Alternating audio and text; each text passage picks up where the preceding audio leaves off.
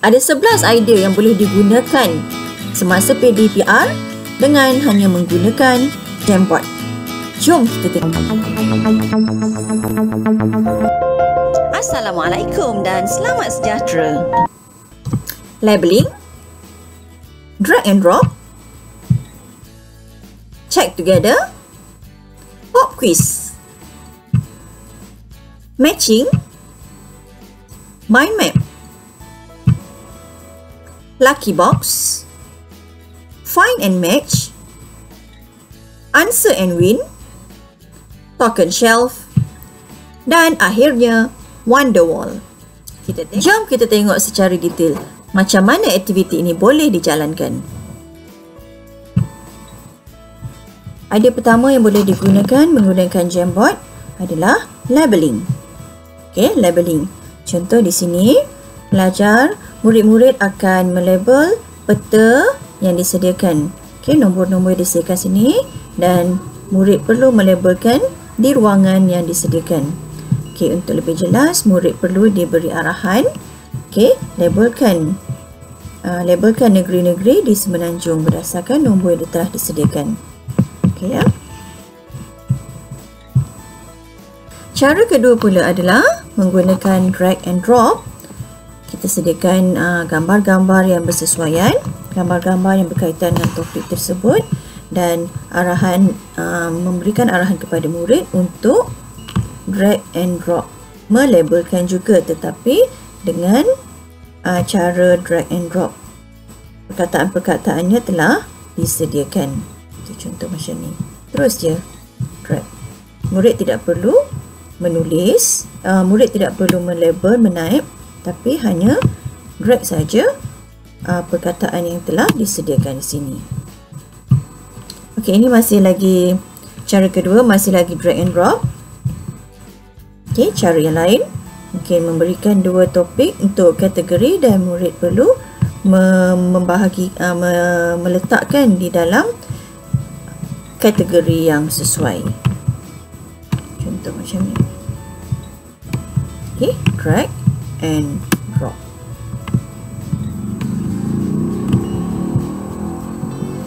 Nouns. Okey, cara seterusnya check together. Di dalam check together, murid-murid akan diberikan Jamboard dan ruangan telah disediakan di sini. Okey, kita tengok di sini adalah ruangan untuk Anas, di sini ruangan untuk Uzma. Tetapi mereka membincangkan perkara yang sama. Look at the photograph and describe what you can see. Uzma hanya tulis di sini dan Anas tulis di sini semasa perbincangan. Okey, murid boleh bertukar pendapat ataupun mereka boleh membandingkan jawapan dengan jawapan yang telah diberikan oleh rakan mereka di dalam board yang sama. Okay, cara keempat adalah pop quiz.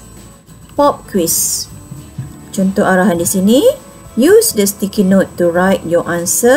Don't forget to write your name. Okay, murid yang nak menjawab, dia akan pilih satu sticky note di sini dan pilihkan jawapannya. Alia, jawapannya C. Save.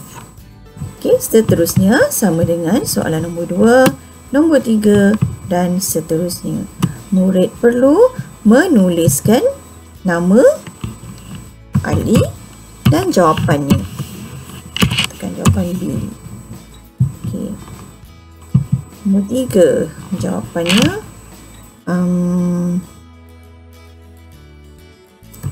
Chong. Chong tulis jawapannya A. Okey, jadi jawapan telah ada di setiap soalan berserta dengan nama murid dan juga pilihan jawapan mereka. Cara seterusnya, okey, pop quiz tapi cara yang berbeza, sama macam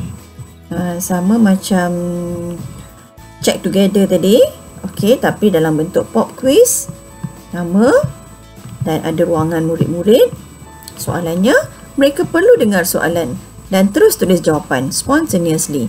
Kalau misal kata nak buat ada 6 murid, buat 6 kotak. 8 murid, buat 8 kotak. Jadi murid hanya menjawab di ruangan untuk mereka sahaja. Okey, cara kelima, matching. Match the words. Contoh kat sini, match the words, dan murid nak matchkan menggunakan pen yang ada.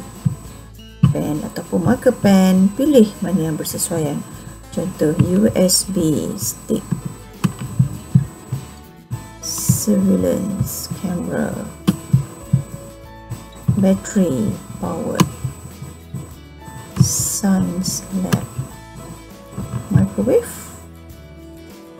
oven, dan space explosion. Okey, ini matching.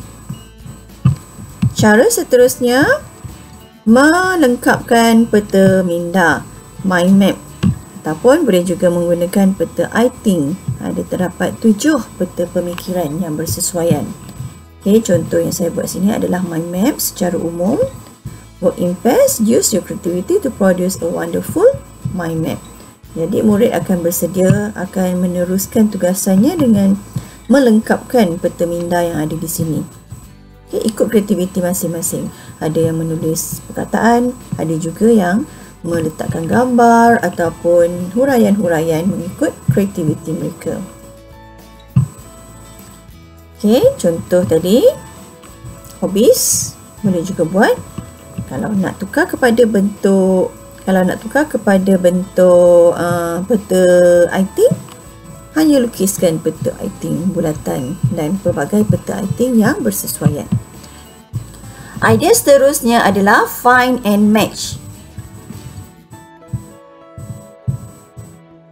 Beberapa kad disediakan untuk murid memilih perkataan ataupun gambar. Okey, di dalam kad yang disediakan ini sama ada gambar ataupun kosong ataupun perkataan. Jadi berdasarkan gambar dan juga perkataan tersebut, murid perlu drag bawa ke dalam kotak jawapan masing-masing untuk disenaraikan gambar dan juga perkataan. Murid boleh diberi masa untuk menyiapkan tugasan. Okey, kumpulan mana yang cepat dapat menyiapkan pasangan gambar dan juga perkataan, okey, dikira sebagai pemenang. Aktiviti ini boleh dilakukan sebagai selingan semasa PDPR ataupun sementara menunggu murid masuk ke kelas, boleh dilakukan aktiviti ini.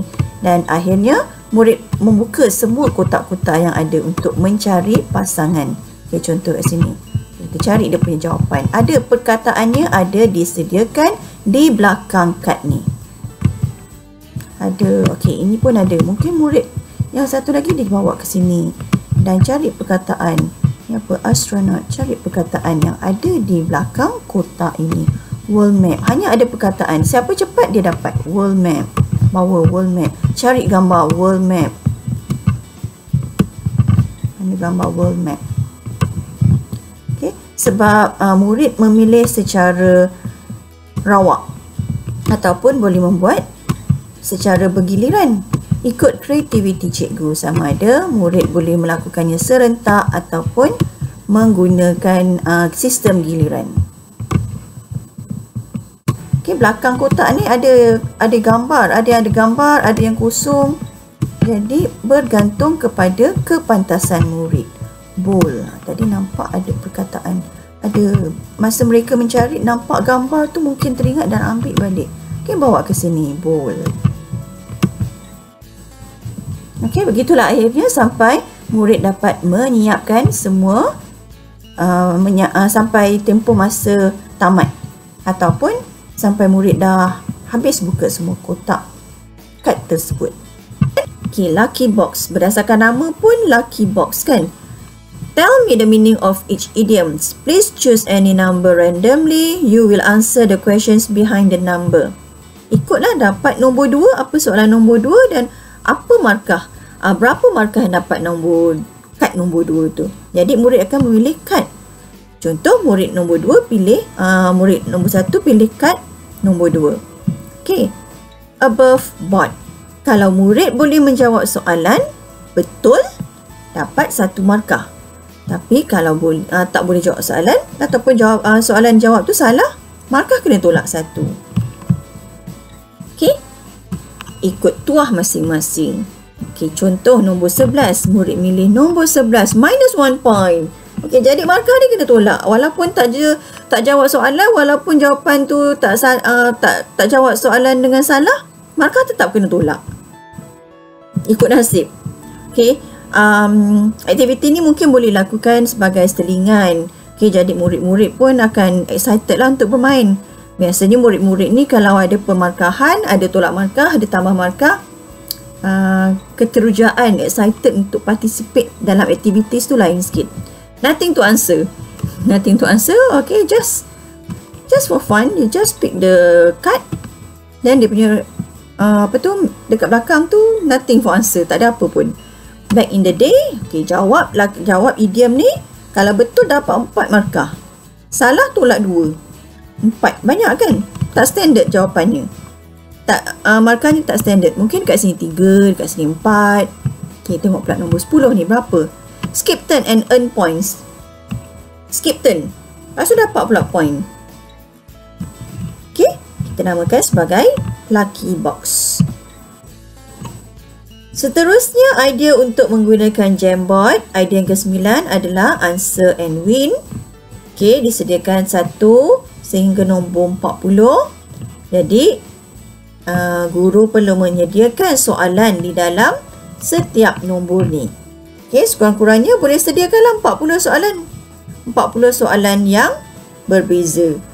Okay, nombor 1. Kalau main dadu, okay, sediakan dadu. Ataupun boleh sediakan dadu secara digital. Dan masukkan di sini. Okay, 4. Apa soalan nombor 4?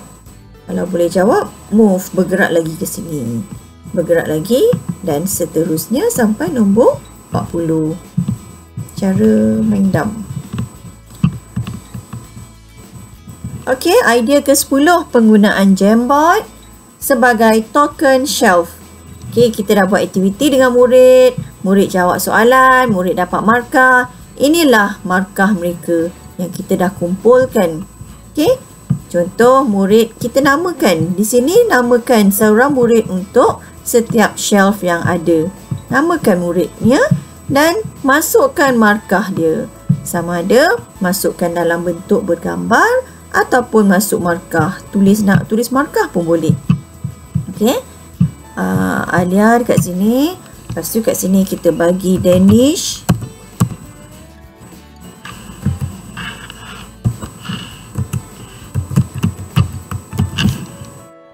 Okey, ni murid yang kedua. Danish. Markah nak bagi macam mana? Cara nak bagi markah mungkin dalam bentuk sticky note. Buat 1.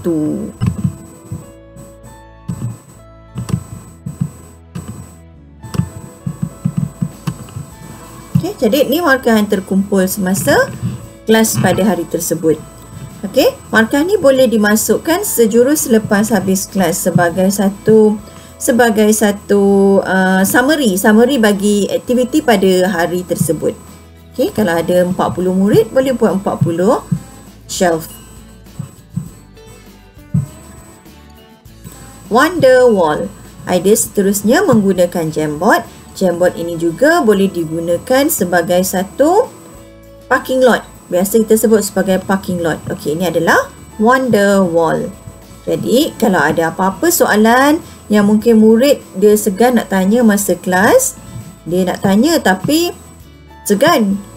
Dia nak juga ada nama dia kat situ tapi dia segan, dia malu. Dia nak juga tulis dalam Jamboard tapi dia tak nak tulis nama. Okey, jadi macam ni murid free boleh tulis apa luahan perasaan mereka, apa yang mereka refleksi daripada kelas hari tersebut.